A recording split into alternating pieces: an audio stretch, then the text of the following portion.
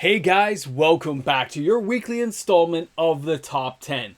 These are the hottest selling cards in Magic the Gathering from October 26th through till November 1st of 2024. Now, if you're wondering which card comes out on top, it is a monster of a mashup this week with a lot of cards having a lot of sales. Stay tuned, this party's about to get started.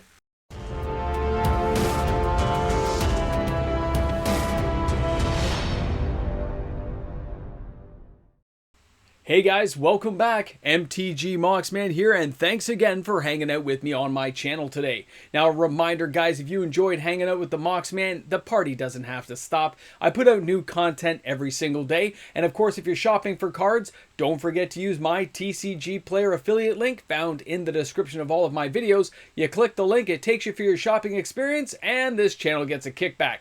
Now, let's dive into the number 10 card. This is the Archfiend of Dross. Now, I'm surprised to see this here, but then really I'm not surprised.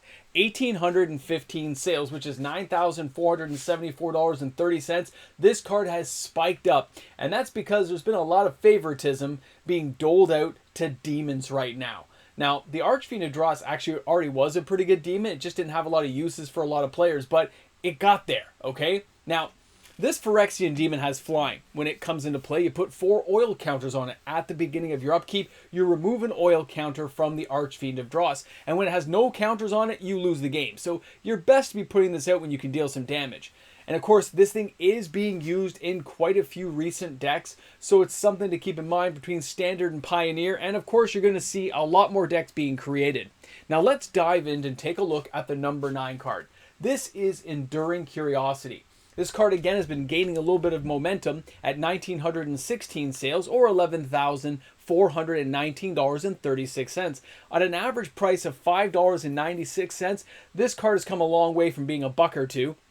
And there's a lot of players who are using basically all the Endurings have had significant sales. Not all of them are on the list this week, but it's something of note. Now when we jump over here, this thing is 2 blue and 2 other, and you see it's an enchantment creature, cat, Glimmer with Flash. Now, this creature, when it deals combat damage, you get to draw a card, and of course, when it dies, it just goes back in as an enchantment and does the exact same thing for your creatures, which is pretty cool. But let's not forget that cards like this do see play in a whole bunch of decks right now. A lot of people are playing around with these to try to make sure they can find the right deck. Now, recent decks you can see right here between Standard, Modern, and Pioneer means this guy's having a little bit of gameplay to see where he fits in. Now, for our number 8 card this week, we're jumping back over to the Patchwork banner. This card comes in at $4.90, and that's a little bit of an uptick from the $4.74, so it's gaining closer and closer to the $5 level. 1,928 sales means $9,447.20 of total sales action, and that's really good considering this card is it's been hanging around for a while, okay? I wanted to say it's the only card, but I'm not sure if it is at this point. We have to keep finding out down the list. Now, the Patchwork banner is a 3 casting cost artifact. When it comes into play, you choose a creature type. Creatures of that type get +1/+1, but it also taps for mana. Now, the thing I found interesting when I was researching this card, guys, is people were kind of curious to see where these decks are being played. No major deck right now is playing with this card. Okay, it's not having a winning combination thing that has to be played in. It has a lot of sub decks and a kind of things, but it's not having a winning combo that makes it a deck must for players to have. So keep that in mind if you're shopping around. This card's likely to hit the $5 level. Now let's go ahead and take a look at number 7 this week. And number 7 is Anoint with Affliction. Now, this card kind of came out of the blue. It's just seeing a little tiny uptick in the price, but it's the sales that I'm concerned about because that's a lot of sales for a week. 1,948 sales coming out of the blue is a lot. It's $548.40 of sales action. I'm letting you guys know this at number 7 because if somebody's going to make a move on this card or if major deck construction is going to happen around it, well, that's something you guys as players need to know. So what does the card do? It's a 1 black, 1 other, okay? And this card states, as an instant, you can exile a target creature if it has mana value 3 or less. So a small creature, fine. But it also has Corrupted. So if that controller has 3 or more poison counters, this thing can just eliminate any creature, which makes it a very valuable card. Not as good as a Terror, of course, back in the day, but it's still a very vital card that some players might find interesting. But with all the upticks in gameplay we're seeing, this card having this many sales tells me somebody's taken an interest in where this possibilities can go, where this card's possibilities can go. Pardon my English. I don't speak well. Now let's go ahead and take in number 6. Number 6 this week is the Doomsday guy. And I like this card. All the versions of the artwork on this guy are epic. He's less than $1. Okay. He has 2012 sales. That's only $1,911.40. Considering the amount of sales volume and the price tag, I would have thought this card was going to go higher, but it didn't, so it is what it is. Now, of course, it is a 6 casting cost 6/6, and it is a great demon card, but you notice it doesn't say legendary or anything, okay? So when we take a look at this card, as a demon, it says flying. And when Doomsday comes into play, he takes out Superman. Nah. But when he comes in, he gets cast. Each player exiles all but the bottom 6 cards of the library. At the beginning of your upkeep, you draw a card. So, you're on the clock at this point. But a lot of people are bringing this guy directly back from the graveyard using that Moth card, and that's interesting, okay? Because you can get this guy a lot faster than people realize. Now, let's go ahead and take a look at our next card on the list this week, and this is Urza's Cave. This is Modern Horizons 3. Now, this is the only card from Modern Horizons 3 on the list this week. 2,038 sales out of the blue again.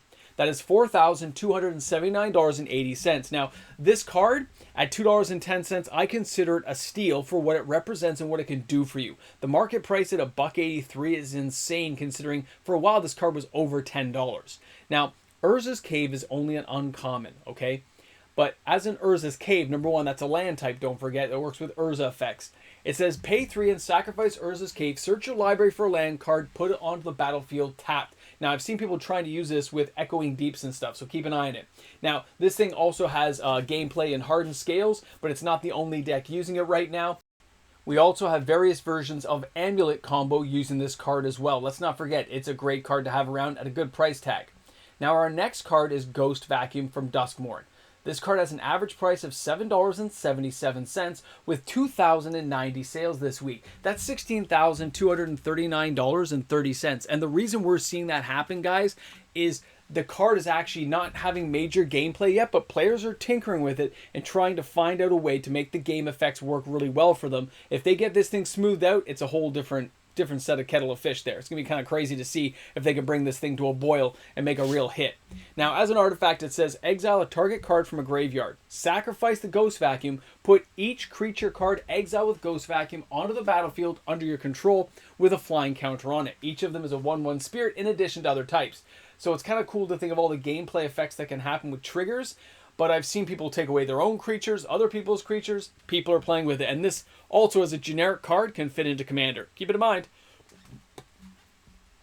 Now, for our next card, we're jumping over to Enduring Tenacity. This has been off the list for a while, but as the price sunk down, a lot of gameplay here happened in the sales market. 3,009 sales, which is $8,274.75, gets Enduring Tenacity all the way back up to number 3 on the list this week. Now, this card at one point was almost like, what, 15, 16 bucks. It was kind of crazy, and then it started dropping off with no gameplay. But what does it do? Well, for 2 black, 2 other, this Snake Glimmer enchantment creature says whenever you gain life, target opponent loses that much life. When Enduring Tenacity dies, if it was a creature, return to the battlefield under your control as an enchantment. But it's fitting together with all these life gain and life draw. Mono black stuff right now is insanely powerful in Standard. It's working well in Pioneer. Like, guys, this is just some crazy stuff right now. I love seeing these combinations, though. I'm getting killed by this stuff all the time. Now, the number 2 card this week is still Untimely Malfunction. The price actually dropped down another 20 cents, but it still had significant sales at 4,156. Somebody sees something in this card, because I have only played against it a couple of times, okay? I've seen some red burn decks try to make use of this. I've seen a few players I know try to do variations to make this thing work. I haven't seen any hit combos yet that I haven't been able to deal with. So this card is 1 red, 1 other. Now, as an instant, it says choose 1, destroy target artifact, change the target of a spell or ability with a single target, or 1 or more target creatures can't block. There's lots of effects there. I mean, it almost has like a fork effect, which is right in the middle. So you can fork a spell. It's great. Have a new target. That's great. You can change it to somebody else, but you can also make things not block. So that's why I've seen some red bird decks try to use this card. But either way, somebody thinks they know something that maybe you guys don't. So it's a card to pay attention to as well. Now let's dive into the number 1 card this week, because this one has had a monster of a week. Here we have Unholy Annex and Ritual Chamber. We talked about this earlier when the card spiked 830%.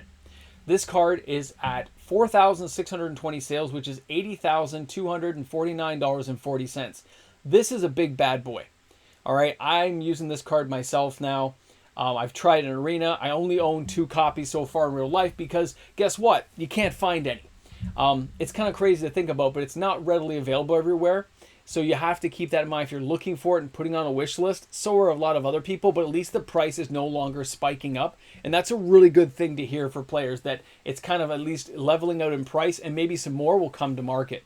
Now, of course, when you look at the 2 doors you can open, most people are using door number 1, and then they get to door number 2 in a turn or 2 if they need to. But people are playing with demons, and demons are getting favoritism because it is a nasty world out there if you're playing this kind of color combo. Great card. Now, if you're a regular viewer of my channel, you probably recognize that this kind of layout, this kind of setup, is what you would see in a recent release set. DuskMourn is generally still dominating the market, doing very well, good high sales. We have an oddball, like Patchwork Banner, just hanging in there.